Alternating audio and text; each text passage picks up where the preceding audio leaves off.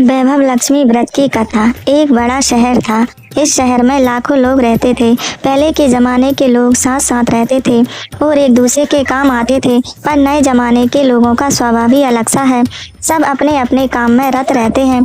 किसी को किसी की परवाह नहीं है। घर के सदस्यों को भी एक दूसरे की परवाह नहीं है। भजन कीर्तन भक्ति भाव दया माया परोपकार जैसे संस्कार कम हो गए हैं। शहर में बुराइयां बढ़ गई हैं। शराब जुआ रेस व्यभिचार चोरी डकैती वगैरह बहुत से गुनाह शहर में होते थे। कहावत है कि हजारों निराशा में एक अमर आशा छिपी हुई है। इसी तरह इतनी सारी बुराइयों के बावजूद शहर में कुछ अच्छे लोग भी रहते थे। ऐसे अच्छे लोगों में शीला और उनके पति की गृहस्थी मानी जाती थी। शीला धार्मिक प्रकृति की और संतोषी थी। उनका पति भी विवेकी और सुशील था। शीला और उनका पति ईमानदारी से जीते थे। वे किसी की बुराई करते न थे और न प्रभु भजन में अच्छी तरह समय व्यतीत कर रहे थे। उनकी गृहस्थी आदर्श गृहस्थी थी और शहर के लोग उनकी गृहस्थी से सराहना करते रहते थे। एक दिन माँ वैभव लक्ष्मी का शीला की गृहस्थी इसी तरह खुशी खुशी चल रही थी, पर कहा जाता है कि कर्म की गति अकल है। विधाता के लिखे लेख को कोई नहीं समझ सकता। इंसान का नसीब पल भर में राजा को रंक बना देता है और रंक को राजा शीला के पति के अगले जन्म के कर्म भोगने के बाकी रह गए होंगे कि वह पूरे लोगों से दोस्ती कर बैठा। वह जल्द से जल्द करोड़पति होने के ख्वाब देखने लगा, इसलिए वह गलत रास्ते पर चढ़ गया और करोड़पति की वजह रोडपति बन गया, यानी रास्ते पर भटकते भिखारी जैसी उसकी हालत हो गई थी। शहर में शराब जुआ रेस चरस गांजा वगैरह बंदियां फैली हुई थी। उसमें शीला का पति भी फंस गया। दोस्तों के साथ उसे भी शराब की आदत हो गई। जल्द से जल्द पैसे वाला बनने की लालच में दोस्तों के साथ रेस जुआ भी खेलने लगा। इस तरह बचाई हुई धनराशि पत्नी के गहने सब कुछ रेस जुए में गवा दिया था। इसी तरह एक वक्त ऐसा भी था कि वह सुशील पत्नी शीला के साथ मजे में रहता था और प्रभु भजन में सुख शांति से वक्त व्यतीत करता रहता था। उसके वजह घर में दरिद्रता और भुखमरी फैल गई। सुख से खाने की वजह 2 वक्त भोजन के लाले पड़ गए और शीला को पति की गालियां खाने का वक्त आया था। शीला सुशील और संस्कारी स्त्री थी। उसका पति के बर्ताव से बहुत दुख हुआ, किंतु वह भगवान पर भरोसा करके बड़ा दिल रखकर दुख सहने लगी। कहा जाता है कि सुख के पीछे दुख और दुख के पीछे सुख आता ही है, इसलिए दुख के बाद सुख आएगा ही। ऐसी श्रद्धा के साथ शीला प्रभु भक्ति में लीन रहने लगी। इस तरह शीला असहाय दुख सहते सहते प्रभु भक्ति में वक्त बिताने लगी। अचानक एक दिन दोपहर को उनके द्वार पर किसी ने दस्तक दी।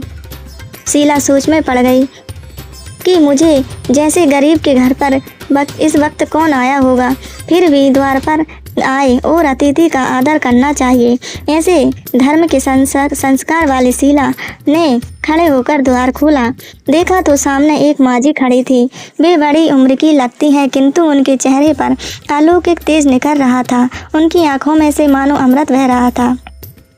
उनका भव्य चेहरा करुणा और प्यार से झलकता था। उनको देखते ही शीला के मन में अपार शांति छा गई। वैसे शीला इस माजी को पहचानती ना थी, फिर भी उनको देखकर शीला के रोम रोम में आनंद छा गया। शीला माजी से आदर के साथ घर में ले आई। घर में बिठाने के लिए कुछ भी ना था, अतः शीला ने सकुचाकर एक फटी हुई चादर पर उनको बिठा दिया। माजी ने कहा, क्यों शीला, मुझे पहचाना नहीं? शीला ने सकुचा कर कहा, माँ आपको देखते ही बहुत खुशी आ रही है, बहुत शांति हो रही है। ऐसा लगता है कि मैं बहुत दिनों में जिसे ढूंढ रही थी वे आप ही हैं, पर मैं आपको पहचान नहीं सकती।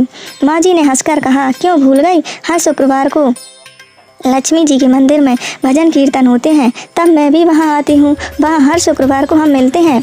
पति गलत रास्ते पर चढ़ गया, तब से शीला बहुत दुखी हो गई और दुख की मारी वह लक्ष्मी जी के मंदिर में भी नहीं जाती थी। बाहर के लोगों के साथ नज़र मिलाते भी उसे शर्म लगती थी। याददाश्त पर जोर दिया, पर माजी याद नहीं आ रहा। तब माजी ने कहा, तू लक्ष्मी के मंदिर में कितने मधुर भजन गाती थी, अभी अभी तू दिखाई नहीं देती थी, इसलिए मुझे हुआ कि कहीं तू बीमार तो नहीं पड़ गई है। ऐसा सोचकर मैं तुझसे मिलने चली आई हूँ। माजी के अति प्रेम भरे शब्द से शीला का हृदय पिघल गया। उसकी आंखों में आंसू आ गए। माजी के सामने वह बिलख बिलख कर रोने लगी। यह देखकर माजी शीला के नज़दीक करके और उसकी सिसकियां पीठ पर प्यार भरा हाथ फेरकर सांत्वना देने लगे। माजी ने कहा, बेटी, सुख और दुख तो धूप और छाँव जैसे होते हैं।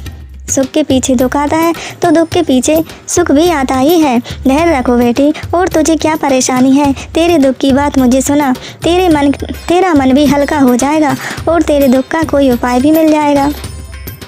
माँ जी की बात सुनकर शीला के मन को शांति मिली। उसने माँ जी को कहा, माँ, मेरी गृहस्थी में भरपूर सुख और खुशियाँ थीं। मेरे पति भी सुशील थे। भगवान की कृपा से पैसे की बात में भी हमें संतोष था। हम शांति से गृहस्थी चलाते, ईश्वर भक्ति में अपना वक्त व्यतीत करते थे। एकाएक हमारा भाग्य हमसे रूठ गया। मेरे पति को बुरी दोस्ती हो गई। बुरी दोस्ती की वजह से वे शराब, जुआ, चरस, गांजा वगैरह खराब आदतों के शिकार हो गए और उन्होंने सब कुछ गंवा दिया और हम रास्ते के भिखारी जैसे बन गए। यह सुनकर माँ जी ने कहा, सुख के पीछे दुख और दुख के पीछे सुख आता ही रहता है। ऐसा भी कहा जाता है कि कर्म की गति न्यारी होती है। हर इंसान को अपने कर्म भुगतने ही पड़ते हैं। इसलिए तू चिंता मत कर, अब तू कर्म भुगत चुकी है। अब तुम्हारे सुख के दिन अवश्य आएंगे। तू तो माँ लक्ष्मी की भक्त है। माँ लक्ष्मी तो प्रेम और करुणा के अवतार हैं। वे अपने भक्तों पर हमेशा ममता रखती हैं। इसलिए तू धैर्य रख के माँ लक्ष्मी का व्रत कर। इससे सब कुछ ठीक होगा। इससे सब कुछ ठीक हो जाएगा। माँ लक्ष्मी जी का व्रत करने की बात सुनकर शीला के चेहरे पर चमक आ गई। उसने पूछा, माँ लक्ष्मी जी का व्रत कैसे किया जाता है? भाई मुझे समझाइए, मैं यह व्रत अवश्य करूँगी। माँ जी ने कहा, बेटी, माँ लक्ष्मी का व्रत बहुत सरल है। उसे वरलक्ष्मी व्रत या वैभव लक्ष्मी भी कहा जाता है। यह व्रत करने वाले की मनोकामना पूर्ण होती है। वह सुख, संपत्ति और यश प्राप्त करता है। ऐसा कहकर माँ जी वैभव लक्ष्मी व्रत की विधि कहने लगे। बेटी, वैभव लक्ष्मी व्रत वैसे तो सीधा साधा व्रत है, किंतु कई लोग यह व्रत गलत तरीके से ही करते हैं, अतः उसका फल नहीं मिलता। कई लोग कहते हैं कि सोने की गहने की हल्दी कुमकुम से पूजा करो, बस व्रत हो गया, पर ऐसा नहीं है। कोई भी व्रत शास्त्रीय विधि पूर्वक करना चाहिए, तभी उसका फल मिलता है। सिर्फ सोने के गहने की पूजा करने से फल मिल जाता तो सभी आज लखपति बन गए होते। सच्ची बात यह है कि सोने के गहनों का विधि से पूजन करना चाहिए। व्रत की उद्यापन विधि भी शास्त्रीय विधि मुताबिक करनी चाहिए, तभी यह वैभव लक्ष्मी व्रत फल देता है। यह व्रत शुक्रवार को करनी चाहिए। सुबह में स्नान करके स्वच्छ कपड़े पहनो और सारा दिन मन में जय माँ लक्ष्मी का रटन करते रहो। किसी की चुगली नहीं करनी चाहिए। शाम को पूर्व दिशा में मुख करके रखें। इसी तरह आसन पर बैठ जाएं। सामने पटा रखकर उसके ऊपर रुमाल रखो। रुमाल पर चावल का छोटा सा ढेर करो। उस ढेर पर पानी से भरा तांबे का कलश रखकर कलश पर एक कटोरी रखो। उस कटोरी में एक सोने का गहना रखो। सोने का ना हो तो चांदी का भी चलेगा, चांदी का ना हो तो नगद रुपया भी चलेगा। बाद में घी का दीपक जलाकर धूप असली सुलगा कर रखो। माँ लक्ष्मी जी के बहुत स्वरूप हैं और माँ लक्ष्मी जी को श्री यंत्र अति प्रिय है। अतः वैभव लक्ष्मी में पूजन विधि करते वक्त सर्वप्रथम श्री यंत्र और लक्ष्मी जी के विविध स्वरूपों का सच्चे दिल से दर्शन करो। उसके बाद लक्ष्मी स्थावन का पाठ करो। बाद में कटोरी में रखे हुए गहने, रुपये, हल्दी, कुमकुम, चावल चढ़ाकर पूजा करो और लाल रंग का फूल चढ़ाओ। शाम को कोई मीठी चीज़ बनाकर उसका प्रसाद रखो। ना हो सके तो शक्कर या गुड़ भी चल सकता है। फिर आरती करके 11 बार सच्चे हृदय से जय माँ लक्ष्मी बोलो। बाद में 11 या 21 शुक्रवार यह व्रत करने का दृढ़ संकल्प माँ के सामने करो और आपकी जो भी मनोकामना हो वह पूरी करने को माँ लक्ष्मी को विनती करो। फिर माँ का प्रसाद बांट दो और थोड़ा प्रसाद अपने लिए रखो। अगर आप में शक्ति हो तो सारा दिन उपवास रखो और सिर्फ प्रसाद खाकर शुक्रवार करो। ना शक्ति हो तो एक बार शाम को प्रसाद ग्रहण करते समय खाना खा लो। अगर थोड़ी शक्ति भी ना हो तो 2 बार भोजन कर सकते हो। बाद में कटोरी में रखा गहना या रुपया ले लो। कलश का पानी तुलसी में डाल दो और चावल पक्षियों को डाल दो। इसी तरह शास्त्रीय विधि अनुसार व्रत करने से उसका फल अवश्य मिलना है। इस व्रत के प्रभाव से सब प्रकार की विपत्ति दूर हो जाएगी। आदमी मालामाल हो जाता है। संतान ना हो उसे संतान प्राप्त होती है। सौभाग्यवती स्त्री का सौभाग्य अखंड रहता है। कुमारी लड़की को मनभावन पति मिलता है। शीला यह सुनकर आनंदित हो गई। फिर पूजा, माँ अपने वैभव लक्ष्मी व्रत की जो शास्त्रीय विधि बताई है वैसे मैं अवश्य करूँगी, किंतु इसके उद्यापन विधि से किस तरह करनी चाहिए यह भी कृपा करके सुनाइए। माँ जी ने कहा, 11 या 21 जो मन्नत मानी हो उतने शुक्रवार या वैभव लक्ष्मी व्रत पूरी श्रद्धा और भावना से करना चाहिए। व्रत के आखिरी दिन शुक्रवार जो शास्त्रीय विधि अनुसार उद्यापन विधि करनी चाहिए वह मैं तुझे बताती हूँ। आखिरी शुक्रवार को खीर या नैवेद्य रखो।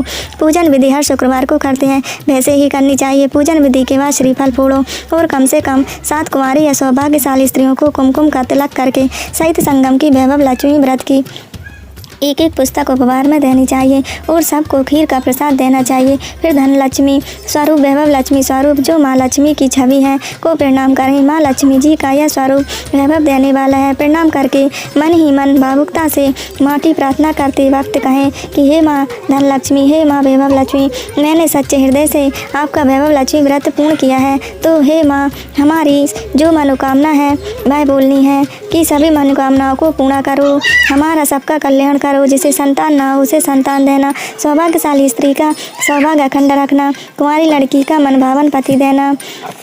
आपका यह चमत्कार